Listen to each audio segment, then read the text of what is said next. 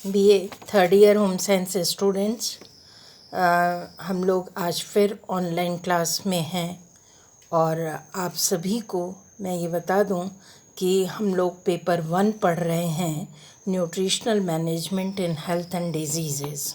इसमें second unit, third unit and fourth unit complete एकदम पढ़ाया जा चुका है, चाहे वो ऑनलाइन क्लासेस हुई या ऑफलाइन क्लासेस हुई। लेकिन फर्स्ट जो चैप्टर है, फर्स्ट यूनिट, उसमें कुछ चैप्टर्स डेफिनेशंस के थे जिनको शुरू के ही क्लासेस में और बीए पार्ट 2 की क्लासेस में जब मैं फंडामेंटल्स ऑफ न्यूट्रिशन पढ़ा रही थी, उस समय भी स्टार्टिंग क्लासेस में मैंने डेफिनेशंस पढ़ाई थी। फूड की डेफिनेशन, न्यूट्रिशन की डेफिनेशन, भोजन क्या है, पोषण क्या है, और डायटेटिक्स की डेफिनेशन के बारे में बताया था। और इसके साथ साथ मैंने ये भी कहा था कि ये फंडामेंटल न्यूट्रिशन है और इसमें ये डेफिनेशंस बहुत ही इम्पॉर्टेंट हैं। आपका यूनिट 1 जो कवर कर रहा है वो डेफिनेशंस का पोर्शन है, यानी डेफिनेशंस में फूड की भी डेफिनेशन आती है, न्यूट्रिशन और डायटेटिक्स की आती है। मैंने आपको थेरेपेटिक न्यूट्रिशन जो कि फोर्थ यूनिट पढ़ाया, तो उसमें what definition of therapeutic nutrition या कॉन्सेप्ट ऑफ डाइट थेरेपी क्या है, इसके विषय में पूरी तरह बताया था। तो आज के क्लास में स्टूडेंट्स जो आपको जानना है वो पहले तो आप यूनिट जान लो कि इस यूनिट में आपको क्या पढ़ना होगा। डेफिनेशंस क्लियर हो गई, सारी डेफिनेशंस आपको पढ़नी है। इसके बाद concept and dimensions of health and therapeutic nutrition. तो थेरेपेटिक न्यूट्रिशन का क्या कॉन्सेप्ट है मैं पढ़ा चुकी हूँ। What is definition of health, what is health, और what is relation between health and nutrition, इसको जानना भी आपको उतना ही ज़्यादा ज़रूरी है। जो सेकेंड पार्ट होगा इसका वो है एनर्जी रिक्वायरमेंट, यानी एनर्जी का चैप्टर पढ़ना है।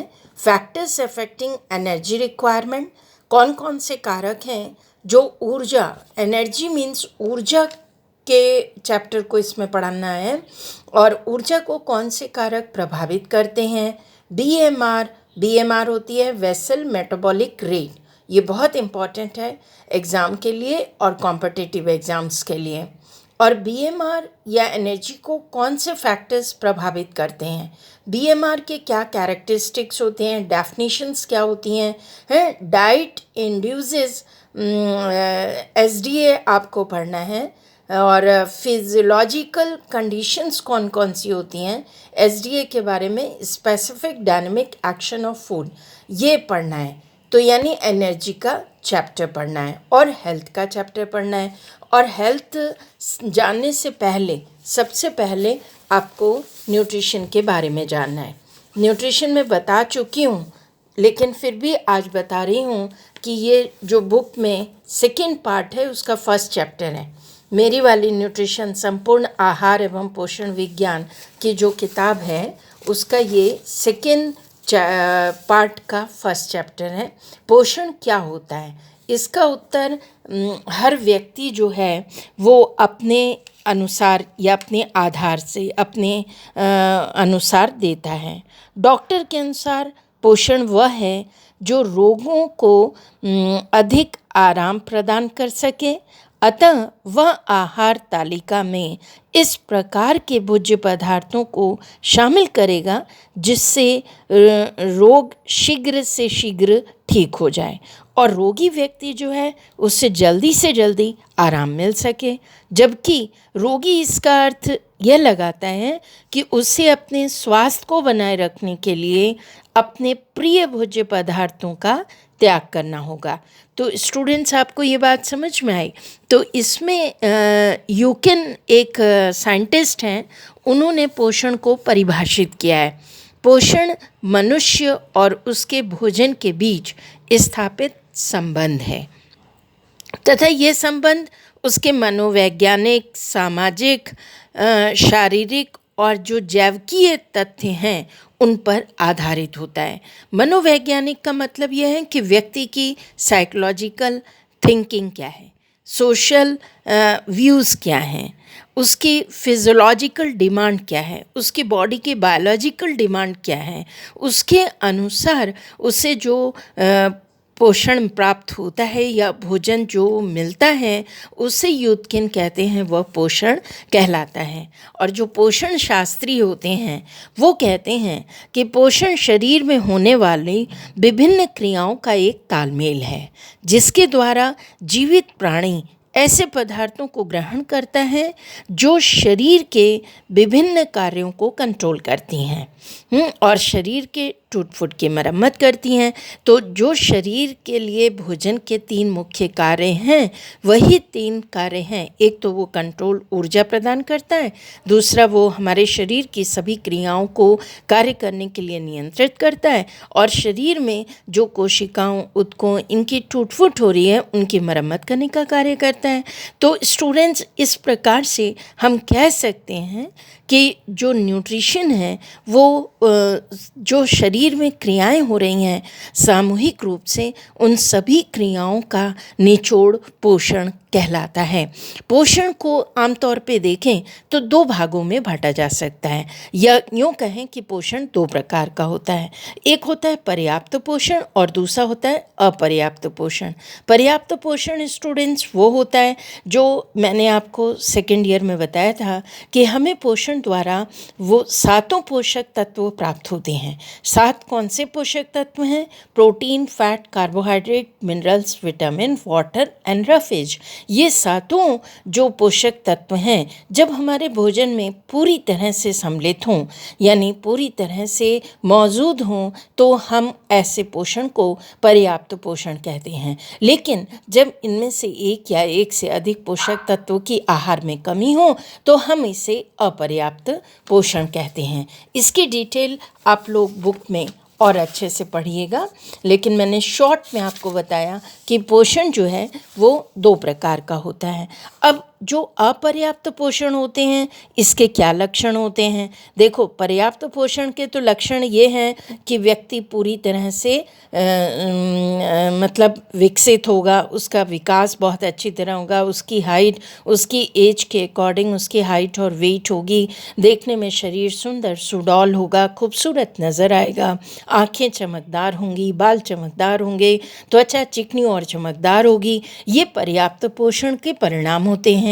लेकिन अपर्याप्त पोषण, जब हमारे शरीर में सभी पोषक तत्व भरपूर मात्रा में या तो नहीं पहुंच पा रहे हैं या उनकी कमी है, तो इसके कारण कई लक्षण शरीर पर दिखाई देते हैं। जैसे इसके बिल्कुल विपरीत, जैसे त्वचा झुर्रीदार हो जाएगी, रूखी सी होगी, खुरदुरी सी होगी, और शरीर का भार धीरे धीरे कम होने लगेगा, बालों की चमक ख़त्म हो जाएगी और बाल गिरने लगेंगे, सूखे हो जाएंगे, रूखे बाल हो जाएंगे, ईजिली प्लकेबल होंगे, आसानी से टूट जाएंगे, मांसपेशियां भी बहुत ढीली और शिथिल सी पड़ जाएंगी, शरीर एकदम ढीला ढाला लुजलुजा सा, पर्याप्त ऊर्जा की कमी हो रही है तो शरीर को किसी भी प्रकार के कार्य करने के लिए ऊर्जा सही से नहीं मिल पा रही है, तो शरीर ऊर्जा विहीन हो जाएगा, यानी कार्य करने में व्यक्ति का मन नहीं लगेगा। शरीर में खून की कमी के परिणाम दिखाई देने लगेंगे, उसका शरीर पीला पड़ जाएगा और सांस फूलने लगेगी, थोड़ी से 2 कदम चलने पर हांफने लगेगा, पाचन संबंधी गड़बड़ियां भी पैदा हो जाएंगी, रतौंधी एवं आँखों के जो अन्य रोग हैं वो भी दिखाई देने लगेंगे, यानी उसकी आँखों से कम दिखाई देगा। जो बच्चे हैं उनकी जो हड्डियाँ होती हैं वो विकृत हो जाती हैं, टेढ़ी मेढ़ी हो जाती हैं, पैर टेढ़े हो जाते हैं, बोलैक्स हो जाती हैं और किसी भी प्रकार जैसे किसी भी कार्य को करने में उनका मन नहीं लगेगा। सबसे इम्पॉर्टेंट चीज़ तो जब न्यूट्रिशन प्रॉपर नहीं मिलता तो मनुष्य भूख ही नहीं लगती, जब भूख नहीं लगती तो पेट नहीं भरता और जो स्वाभाविक है वो चिड़चिड़ा हो जाएगा, कार्य करने में की क्षमता भी कम हो जाएगी, जल्दी थकान महसूस होने लगेगी, शारीरिक और मानसिक जो शक्ति है वो शरीर में कम हो जाएगी, किसी भी कार्य को करने में मन बिल्कुल नहीं लगेगा और जो हतोत्साहित हो जाएगा, बहुत जल्दी उदास सा, किसी भी तरह से वो खुश नहीं रहेगा। शरीर में कई प्रकार के रोगों के अवरोधक क्षमता भी कम हो जाती है। रोग अवरोधक क्षमता कम होना यानी जरा सा भी मौसम में बदलाव हुआ, सर्दी जुकाम, छींक आने लगी, बुखार आ गया, तो इसको कहते हैं रोग प्रतिरोधक क्षमता में कमी होना। फलस्वरूप संक्रामक रोग बहुत जल्दी प्रभावित कर देंगे और अपूर्ण विकसित दांत होंगे, हैं, जबड़े भी पूरी तरह से विकसित नहीं होंगे, दांत भी टेढ़े मेढ़े होंगे। ये सब अपर्याप्त पोषण के लक्षण होते हैं। तो स्टूडेंट, सबसे पहले मैंने तो आपको न्यूट्रिशन बताया, क्योंकि डेफिनेशन ऑफ न्यूट्रिशन और न्यूट्रिशन कितने प्रकार का होता है और पर्याप्त पोषण के क्या लक्षण होते हैं शरीर में, अपर्याप्त पोषण के क्या क्या लक्षण होते हैं, मैंने बहुत डिटेल में आपको सारे बता दिए। इसको जानना तो अत्यंत अत्यंत आवश्यक है। इसके बाद हम जानेंगे कि व्हाट इज़ हेल्थ। हेल्थ यानी कॉन्सेप्ट ऑफ हेल्थ, हमारा स्वास्थ्य क्या होता है। देखो, उत्तम स्वास्थ्य अपने आप में एक लक्षण है जिससे प्रत्येक व्यक्ति पाने का हर संभव प्रयास करता है। सदैव स्वस्थ और निरोग रहने की प्रकृति ही मनुष्य को सुखी तथा प्रभावशाली जीवन प्रदान करने में सहायक होती है। साथ ही साथ मनुष्य उत्तम स्वास्थ्य को पाकर ही परिवार, सम्मान, समाज और राष्ट्र के कल्याण में अपना योगदान दे सकता है। जैसे देश की आर्थिक उन्नति और उत्थान में अपना सहयोग वो तभी दे पाएगा जब कोई व्यक्ति पूरी तरह से स्वस्थ होगा। अभी आपने देखा कि अपर्याप्त पोषण के कारण व्यक्ति में कितने सारे ऐसे लक्षण दिख रहे हैं जिसके कारण क्या वो किसी भी प्रकार से राष्ट्र के कल्याण और आर्थिक उन्नति में अपना सहयोग प्रदान कर सकता है? कभी नहीं। तो निरोगी काया होना यानी पूरी तरह से स्वस्थ होना व्यक्ति का अत्यंत अत्यंत आवश्यक है। मनुष्य में पूर्ण रूप से स्वस्थ रहने की जो लालसा होनी चाहिए वो बहुत ज़रूरी होती है और वो स्वाभाविक है, सार्वभौमिक है। प्रत्येक का जन्म सिद्ध अधिकार है वो पूरी तरह से स्वस्थ रहे। तो अब जानते हैं हम लोग व्हाट इज़ हेल्थ यानी डेफिनेशन ऑफ हेल्थ। देखो, स्वास्थ्य का अगर हम शाब्दिक अर्थ देखें तो शरीर एवं मस्तिष्क की ऐसी अवस्था, शरीर और मस्तिष्क का ऐसी अवस्था में होना जिससे वह सभी कार्य सुचारू रूप से कर सके। अब स्वास्थ्य का शाब्दिक अर्थ क्या है कि शरीर एवं मस्तिष्क ऐसी अवस्था में हो जिससे वो सभी कार्यों को सुचारू रूप से कर सके।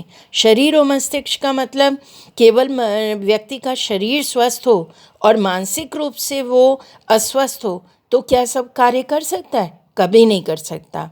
और कोई मानसिक रूप से स्वस्थ हो लेकिन शारीरिक उसमें परेशानियां हो तो क्या वो काम कर सकता है? नहीं।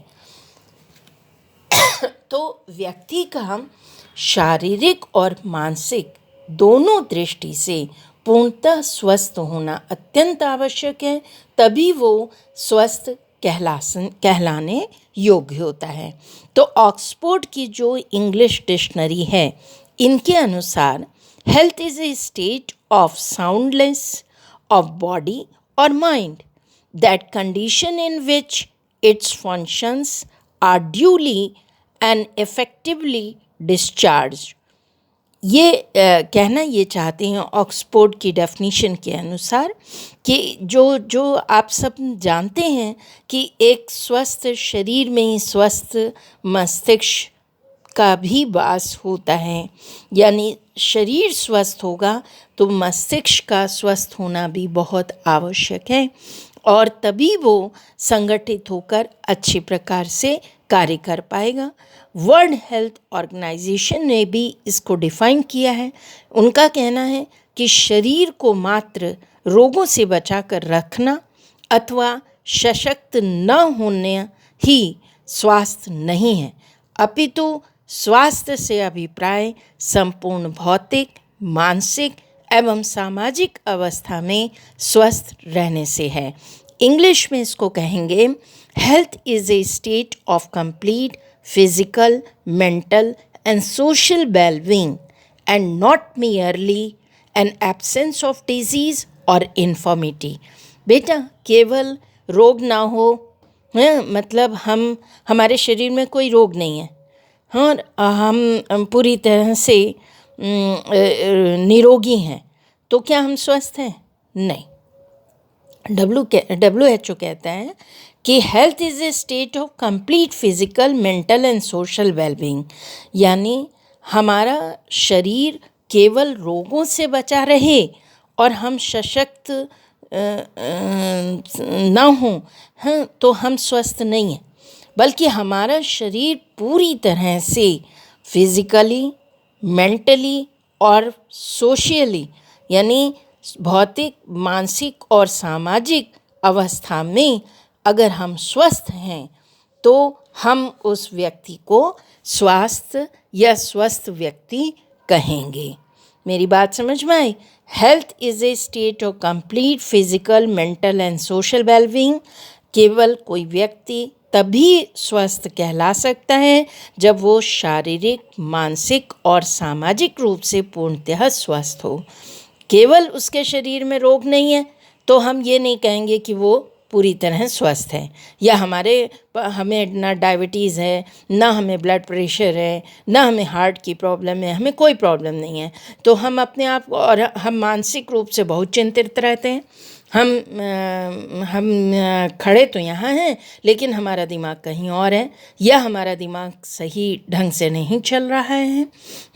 और हम समाज के लोगों के बीच में हैं लेकिन हम असामाजिक व्यवहार कर रहे हैं, गाली गलौज कर रहे हैं, मारा पीटी कर रहे हैं, कहने के लिए हम निरोगी हैं, तो क्या ऐसा व्यक्ति स्वस्थ है? कभी नहीं स्वस्थ है। ये WHO कहता है स्वस्थ व्यक्ति वही होता है जो शारीरिक, सामाजिक और मानसिक रूप से पूर्णतः स्वस्थ होता है। उसे हम स्वस्थ शरीर कहते हैं या स्वस्थ व्यक्ति कहते हैं। तो मीनिंग ऑफ हेल्थ के बारे में अब हम लोग बात नेक्स्ट क्लास में करेंगे। आज बेटा जितना आपको बताया है वो आप अच्छी तरह से पढ़ लें और समझ लें। नेक्स्ट क्लास अगर ऑफलाइन क्लास होगी मंडे को, तो दोनों क्लासेस मैं आपकी ऑफलाइन लूँगी। ठीक है? ओके स्टूडेंट्स, यदि किसी को भी कोई क्वेरी हो तो आप पूछ सकते हैं। ये तो जो चैप्टर चल रहा है डेफिनेशंस का, ये आप सेकेंड ईयर में भी पूरी तरह पढ़ चुके हैं मुझसे, हैं, फंडामेंटल्स ऑफ न्यूट्रिशन में, और अभी मैंने न्यूट्रिशन और हेल्थ बताया है। अभी हेल्थ और न्यूट्रिशन में क्या रिलेशन है और कौन से डायमेंशंस एंड डिटर्मिनेंट्स हैं, हेल्थ के इंडिकेटर्स हैं, उनके बारे में पढ़ेंगे। Thank you.